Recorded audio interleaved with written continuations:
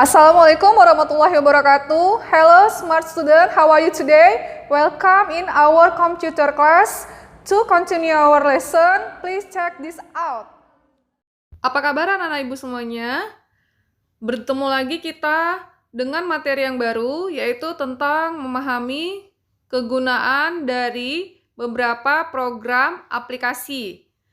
Nah, di sini nanti anak-anak ibu kita akan membahas beberapa aplikasi dan apa saja fungsi dari aplikasi tersebut. Oke? Yang pertama, anak-anak ibu yang akan kita bahas yaitu tentang pengertian dari aplikasi. Aplikasi adalah sebuah perangkat lunak atau program yang diciptakan dan dikembangkan untuk melakukan tugas-tugas tertentu pada perangkat komputer, laptop, ataupun smartphone. Aplikasi sendiri itu terbagi menjadi 3 jenis, yaitu yang pertama aplikasi desktop. Ini aplikasi yang dijalankan pada komputer. Yang kedua aplikasi web. Ini yang dijalankan menggunakan komputer dengan koneksi internet. Yang ketiga aplikasi mobile, yaitu aplikasi yang dapat dijalankan di dalam perangkat mobile atau handphone. Nah, pembahasan yang kedua anak-anak ibu, yaitu kita akan membahas tentang fungsi dari aplikasi tersebut. Ada beberapa fungsi dari aplikasi. Di antaranya yang pertama, untuk mempermudah pekerjaan. Yang kedua, sebagai media hiburan. Yang ketiga, aplikasi digunakan untuk mendapat pembaharuan kabar atau selalu update.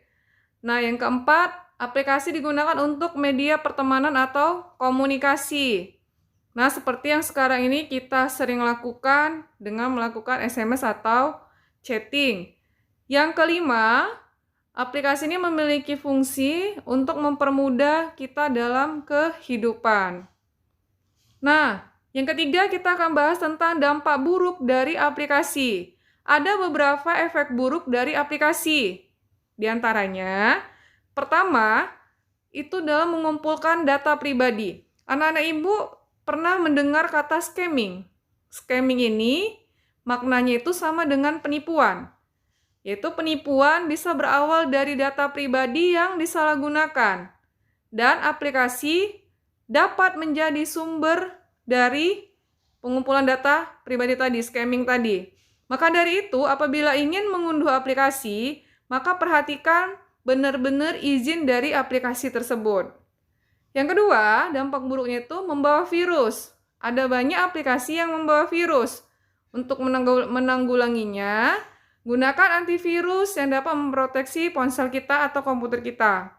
Yang ketiga, membuat menjadi ketagihan. Jadi, itu seperti kamu yang suka bermain game. Yang keempat, merusak mata.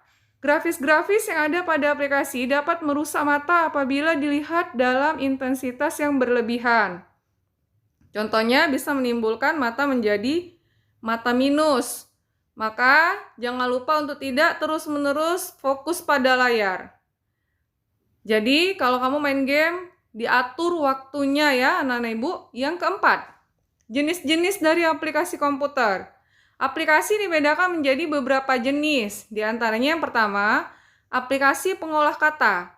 Nah ini sering kamu sudah gunakan. Yaitu contohnya ada Microsoft Word. Itu kamu sering gunakan ketika kamu mau membuat tugas yang diberikan oleh guru-gurumu. Yang kedua, itu ada aplikasi pengolah angka. Contohnya apa? Contohnya adalah Microsoft Excel. Ini juga anak-anak ibu sudah sering mempergunakannya. Atau bisa juga dimasukkan contohnya itu yaitu kalkulator. Yang ketiga ada namanya Google Chrome, Mozilla Firefox, Opera, yaitu aplikasi web browser yang berfungsi untuk membantu pengguna komputer menjelajahi internet. Yang keempat, aplikasi pengolah data. Merupakan jenis aplikasi seperti Microsoft Access. Ini digunakan untuk mengolah data menjadi kesimpulan atau analisis yang lengkap. Yang kelima, aplikasi pengolah grafis. Ini bertujuan untuk mengolah gambar atau grafis. Contohnya Adobe Photoshop. Yang keenam, Winamp, Zoom Player, Windows Media Player itu untuk mendengarkan musik ya, Nana Ibu. Yang kelima, pembahasan kita itu tentang klasifikasi aplikasi. Berdasarkan kegunaannya, aplikasi-aplikasi ini dibagi menjadi beberapa jenis. Di antaranya yang pertama, aplikasi pendidikan.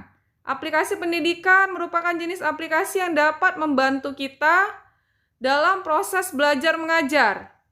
Yang kedua, aplikasi grafis, yaitu aplikasi yang berhubungan dengan gambar. Kalau di komputer, contohnya itu ada tadi Adobe Photoshop. Yang ketiga, aplikasi hiburan. Ini aplikasi yang paling banyak beredar di ponsel kita. Contohnya kayak main game ya. Yang keempat, aplikasi media sosial. Aplikasi media sosial adalah jenis aplikasi yang bisa mempermudah Anda dalam mengakses informasi ke orang lain.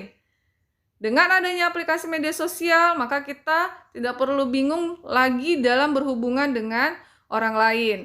Nih, kalau aplikasi media sosial, mungkin anak-anak ibu sekarang sudah familiar ya dalam menggunakannya. Contohnya itu bisa WhatsApp, Instagram, dan aplikasi-aplikasi yang lainnya.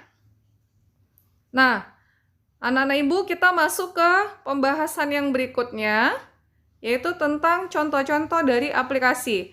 Yang pertama itu ada contohnya WhatsApp.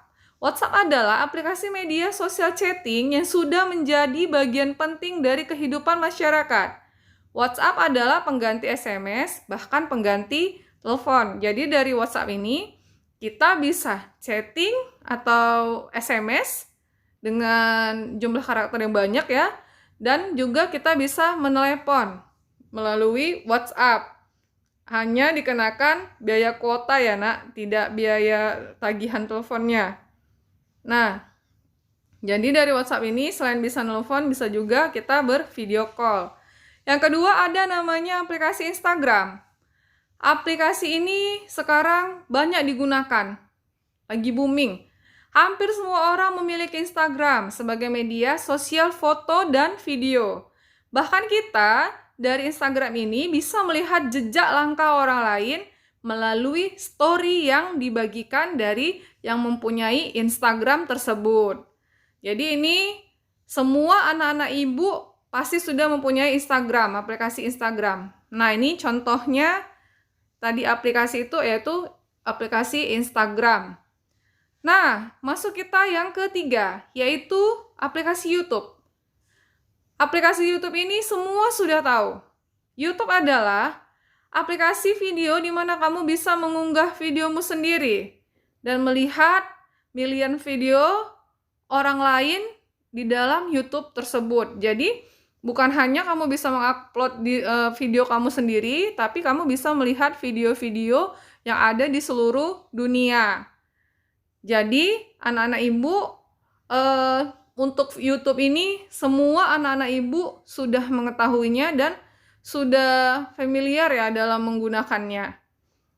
Oke, kita masuk ke aplikasi yang berikutnya, yaitu Microsoft Office.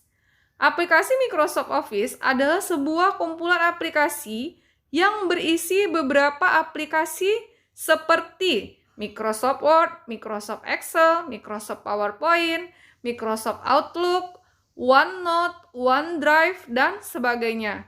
Jadi, aplikasi ini tidak hanya bisa digunakan di komputer, tetapi juga kamu bisa sekarang menggunakannya di dalam ponsel kamu. Jadi, anak-anak ibu, Microsoft Office ini juga sudah ada di dalam handphone kita masing-masing ya. Oke, berikutnya itu ada aplikasi email, electronic mail atau surat elektronik. Aplikasi ini pada zaman sekarang ini, pada era sekarang ini, itu sangat diperlukan. Aplikasi email atau surat elektronik itu sama konsepnya dengan surat biasa, anak-anak ibu. Hanya bedanya, kalau di dalam email kita bisa melampirkan suara, kita bisa melampirkan video, kita bisa melampirkan gambar, dan juga kita bisa melampirkan pesan. Hanya di sini tidak ada namanya pengantar surat, ya, Nana Ibu. Demikian penjelasan dari Ibu. Ibu ucapkan terima kasih. Wabillahi taufiq wal hidayah. Assalamualaikum warahmatullahi wabarakatuh.